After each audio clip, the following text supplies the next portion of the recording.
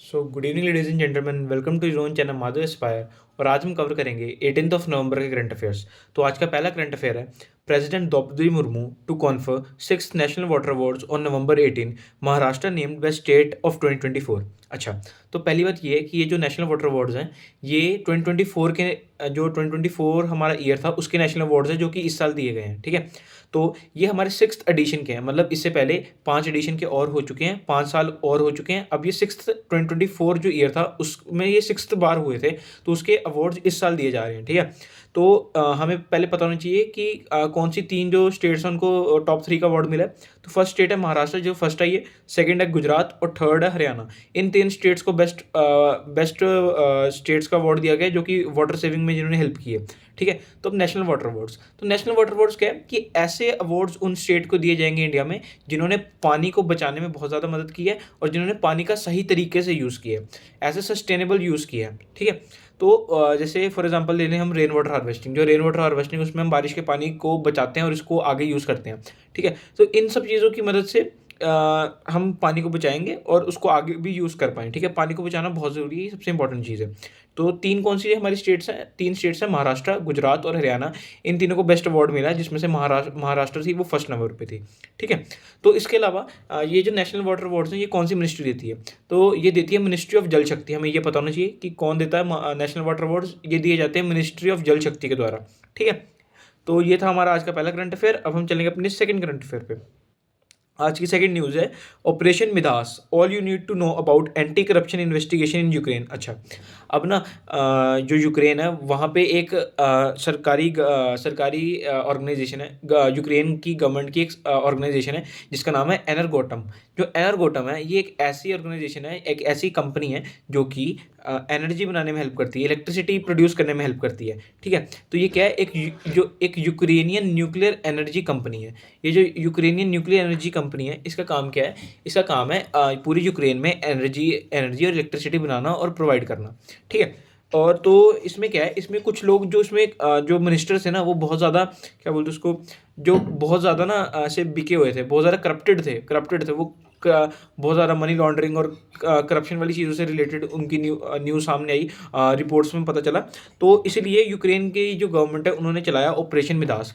Operation Midas क्या था, इसमें इन्होंने ये जो अपने मिनिस्टर से एनरगोटम में उन सबको पकड़ा और उन सबको पकड़ के करप्शन को बंद करवाया। ठीक है, तो ये था ऑपरेशन मिदास। ऑपरेशन मिदास किससे रिलेटेड था, ये रिलेटेड था जो भी लोग एनरगोटम में करप्शन या फिर मनी लॉन्ड्रिंग कर रहे थे उनको पकड़ने में। तो एनरगोटम क्या थी, एनरगोटम थी एक यूक्रेनियन न्यूक्लियर एनर्जी कंपनी जो कि एनर्जी और इलेक्ट्रिसिटी बनाती थी। ठीक है, तो ये था हमारा आज का सेकंड करंट अफेयर। अब हम चलेंगे अपने थर्ड करंट अफेयर पे। थर्ड करंट अफेयर है कि नेशनल प्रेस डे 2025। अब हमें पता होना चाहिए कि नेशनल प्रेस डे 2025 जो नेशनल प्रेस डे वो कब होता है, वो होता है 16 नवंबर को। ठीक है, तो नेशनल प्रेस डे इस साल का 2025 का कब हुआ था, 16 नवंबर 2025। तो उसमें एक बात हमें पता होनी चाहिए, हमें ये पता होना चाहिए कि नेशनल प्रेस डे कब होता है, वो होता है 16 नवंबर को। और उसकी थीम क्या थी इस साल की, 2025 की थीम क्या थी, 2025 की थीम थी safeguarding press credibility amidst the rising misinformation. इसका मतलब है कि सेफ गार्ड करना, क्या बोलते उसको, सेफ गार्ड करना प्रेस की क्रेडिबिलिटी को कि जो हमारी मीडिया वो कितनी सही न्यूज़ दे रही है आजकल जो फेक न्यूज़ चल रही है उसके अलावा। ठीक है, तो इसमें एक चीज़ और भी थी कि आजकल जो न्यूज़ पब्लिश करने वाली कंपनीज है ना वो बहुत बढ़ रही है। जैसे 2004 से 2005 के बीच में अराउंड 60,143 थी, अराउंड 60,000 के अराउंड ऐसी न्यूज़पेपर पब्लिशर्स थे जो कि पूरे इंडिया में थे। लेकिन आज के टाइम मतलब 2024 से 2025 के बीच 1.54 लैक्स के अराउंड ऐसे न्यूज़पेपर पब्लिशर्स हैं जो कि न्यूज़ छापते हैं। तो इसमें ये बहुत ज़रूरी हो जाता है कि वो कितनी सही न्यूज़ छाप रहे हैं। प्रेस फ्रीडम इंडेक्स में इसलिए इंडिया नीचे, क्योंकि जो हमारे आजकल के न्यूज़ चैनल या न्यूज़पेपर्स हैं ना वो सही न्यूज़ नहीं छापते, वो फेक न्यूज़ छाप देते हैं फॉर देयर ओन पॉपुलैरिटी। ठीक है, तो हमें बस ये पता होना चाहिए कि नेशनल प्रेस डे कब आता है। नेशनल प्रेस डे आता है 16 नवंबर और इसका थीम क्या था, safeguarding press credibility amid the rising misinformation. ठीक है, तो अब हमारा अगला करंट अफेयर जो कि आज का हमारा फोर्थ करंट अफेयर है वो है कि एक्साइज गरुड़ा 25। एक्साइज गरुड़ा 25 का मतलब क्या है, कि ये जो एक एक्साइज है ना ये इंडियन एयरफोर्स और फ्रांस की एयरफोर्स के बीच होती है। ये एक ऐसी एक्सरसाइज है जो कि इंडियन एयरफोर्स और फ्रांस की एयरफोर्स के बीच होती है। इसका नाम है एक्सरसाइज गरुड़ा। तो पूरी न्यूज़ क्या है, exercise Garuda 25 Indian air force participate in 8th edition of bilateral air exercise with French air and space force. अच्छा, तो जो जैसे इंडिया की है आईएएफ का मतलब क्या है, इंडियन एयरफोर्स, तो वैसे ही फ्रांस की है एफएएसएफ का मतलब क्या है, French air and space force. FASF का मतलब क्या है, French air and space force. तो इंडिया और फ्रांस के बीच में एक एक्सरसाइज होती है जिसका नाम है एक्सरसाइज गरुड़ा। उसका 8th एडिशन होने वाला है इस साल, और उसका 8th एडिशन में जो इंडिया है वो जाएगी फ्रांस जाएगी। फ्रांस में कहाँ जाएगी, वो जाएंगे मोंट दे मरसान जाएंगे, जो कि फ्रांस में एक जगह का नाम है। तो वहाँ पर होगी इंडिया और फ्रांस की एयरफोर्स की एक्सरसाइज जिसका नाम है एक्सरसाइज गरुड़ा। और इसमें इंडिया का कौन सा प्लेन गया है, इसमें इंडिया का सुखोई 30 MKI गया है। इसमें सुखोई 30 MKI पार्टिसिपेट करेगा, जो कि एक्सरसाइज गरुड़ा होगी फ्रांस में, जिसका 8th एडिशन होने वाला है। और कहाँ पे होगी, मोंट दे मरसान में। ठीक है, तो ये थी हमारी आज की 4th न्यूज़। अब हम चलेंगे अपनी 5th न्यूज़ पे। 5th न्यूज़ है कि 45 Indian pilgrims killed as tanker hits bus in Saudi Arabia. अच्छा, तो अब ना जैसे जो मुस्लिम रिलीजन के लोग हैं वो लोग जाते हैं सऊदी अरेबिया, क्योंकि उनकी वहाँ पर एक पिलग्रिमेज होता है। पिलग्रिमेज मतलब यात्रा होती है, वो कि रिलीजियस यात्रा होती है, जो कि इस्लाम रिलीजन है उसमें ही होती है। ठीक है, तो उसके लिए वो जाते हैं सऊदी अरेबिया। तो ऐसे ही इंडिया के कुछ जो ऐसे मुस्लिम लोग थे वो गए हुए थे सऊदी अरेबिया, और वहाँ पर जो एक टैंकर था, ऑयल से भरा हुआ टैंकर, वो टकराया बस के साथ, और वहाँ पर अराउंड 45 इंडियन लोगों की मौत होगी, जो कि इंडियन मुस्लिम्स थे, उनकी मौत हो गई। ठीक है, तो उसमें अराउंड मैक्सिमम लोग कहाँ से थे, तेलंगाना से थे। तो तेलंगाना के जो चीफ मिनिस्टर, उन्होंने अपना बयान दिया, उन्होंने बताया कि बहुत इमोशनल खबर है। और तो ये थी आज तो ये था 5th करंट अफेयर। तो इसके बाद हम चलेंगे अपने 6th करंट अफेयर पे। 6th करंट अफेयर है इंपॉर्टेंट, बहुत ज़्यादा इंपॉर्टेंट करंट अफेयर है कि 27 lakh MNREGA workers out of list amid KYC roll out. अब हमें KYC का मतलब पता होना चाहिए। KYC का मतलब है नो योर कस्टमर। ठीक है, तो अब इसके अलावा हमें मनरेगा जो एक स्कीम है उसका मतलब पता होना चाहिए। तो इसमें MGNREGS ये वर्ड है। तो इसमें मनरेगा का मतलब क्या है, मनरेगा का मतलब है Mahatma Gandhi national rural employment guarantee scheme. Mahatma Gandhi national rural employment guarantee scheme, इसमें क्या होता है, इसमें इंडिया के रूरल एरिया में जितने भी लोग हैं उनको 100 दिन के लिए एम्प्लॉयमेंट दी जाती है। 100 दिन के लिए एम्प्लॉयमेंट दी जाती है, और उसमें कौन सा वर्क कराया जाता है, उनसे अनस्किल्ड वर्क कराया जाता है। हमें ये पता होना चाहिए कि कौन सा काम करवाया जाता है, उसमें करवाया जाता है अनस्किल्ड वर्क, जो कि, और वो जो अनस्किल्ड वर्क है वो कितने दिनों के लिए, 100 दिनों के लिए करवाया जाता है। ठीक है, तो अब इसमें ये क्या है कि 27 लाख लोगों का नाम इसमें से काट दिया गया है, जो कि मनरेगा स्कीम में अपॉइंटेड थे। ऐसा क्यों थे, क्योंकि वो सब फेक नेम्स थे। फेक नेम्स मतलब ऐसे लोग जिनकी डेथ हो गई है, उनके नाम पर कोई और आकर मनरेगा में अप्लाई हो चुके हैं। तो ये गलत चीज़ है। तो इसीलिए उन्होंने क्या किया है, सरकार ने क्या किया, सरकार ने KYC रोल आउट के द्वारा, मतलब कि जैसे उनका आधार कार्ड जिससे लिंक होगा उसमें OTP आएगा, और OTP देने के बाद वो फिर उनका रजिस्ट्रेशन का प्रोसेस आगे होगा। तो इसलिए अब उन्होंने फेक नेम्स को हटा दिया, और इसके अलावा 10.5 लाख के अराउंड न्यू नेम्स को ऐड भी किया। 27 लाख नेम्स को हटाया, और 10.5 लाख के अराउंड जो नए नाम उनको ऐड भी किया गया। तो ये था हमारा 6th करंट अफेयर। अब हम चलेंगे अपनी 7th न्यूज़ पे। 7th न्यूज़ अच्छी न्यूज़ है। 7th न्यूज़ है, what is variable air purifier and how effective is it. तो अब ना जैसे दिल्ली में बहुत ज़्यादा AQI बढ़ गया। AQI का मतलब होता है एयर क्वालिटी इंडेक्स, तो वो अराउंड 400 के करीब आ रहा है। तो मतलब बहुत ज़्यादा सीवियर कैटेगरी में चला गया दिल्ली। तो दिल्ली में ना आजकल लोग यूज़ कर रहे हैं वेरिएबल एयर प्यूरीफायर, वो कि एक नेकलेस की तरह यूज़ होता है, और उसमें यहाँ ऐसे एक सेंटर में एयर प्यूरीफायर लग जाता है। तो ऐसा है कि वो एयर प्यूरीफायर किसी काम का नहीं है। ठीक है, तो रिपोर्ट्स के साइंटिस्ट ने ये पता लगाया कि वो एयर प्यूरीफायर किसी काम का नहीं है। उस एयर प्यूरीफायर की जगह हमें N95 मास्क का यूज़ करना चाहिए, जो कि डस्ट पार्टिकल्स को रोकेगा, और अंदर जो डस्ट पार्टिकल्स है जैसे वो आते थे वो नहीं आएंगे। इसके अलावा थोड़ी क्लीन एयर आएगी एज़ कम्पेयर टू डैट, जो कि आजकल लोग वेरिएबल एयर प्यूरीफायर नेकलेस की तरह जो यूज़ कर रहे हैं, वो इतना इफेक्टिव नहीं है जितना N95 मास्क है। ठीक है, तो ये थी आज का हमारा 7th न्यूज़, आज की हमारी 7th न्यूज़। इसके बाद हम चलेंगे 8th न्यूज़ पे। 8th न्यूज़ है थोड़ी फनी न्यूज़। ठीक है, 8th न्यूज़ है, why growing a cannabis plant in your balcony is a crime but buying bhang isn't it. ठीक है, तो अब एक बंदा था जिसने अपने घर के अंदर ही कैनबिस का प्लांट उगा दिया। अब कैनबिस मतलब समझ लो कैनबिस और हेम्प भी कहते हैं इसको, कैनबिस और हेम्प, मतलब ये जो गांजा वगैरह होता है, ये जो इसको हम कैनबिस बोलते हैं इंग्लिश में। तो ये जो हेम्प और कैनबिस का प्लांट उसने ना अपने घर में उगा लिया। तो फिर जैसे सरकार को पता लगा, तो सरकार ने कहा कि इसको इंडिया में ये इलीगल है, इंडिया में कैनबिस का प्लांट अपने घर में उगाना इलीगल है। तो उससे पूछा कि आपने क्यों उगाया, तो उसने बोला अभी फ्रूट तो आया नहीं है। तो उसमें फ्रूट तो आया नहीं, तो आपने तो इसलिए मेरे ऊपर कोई केस नहीं किया जा सकता। लेकिन अगर उसने, उसकी इंटेंशन तो यही था ना कि वो चाहता था कि इसमें से फ्रूट निकले, उसका वो यूज़ करे, तो इसलिए उसने अपने घर में लगाया हुआ था। तो इसीलिए उसके ऊपर केस किया गया। और केस में हमें मेन इंपॉर्टेंट न्यूज़ इसमें ये भी है कि एक एनडीपीएस एक्ट होता है जो कि 1985 में आया था। एनडीपीएस एक्ट क्या है? Narcotic drugs and psychotropic substances.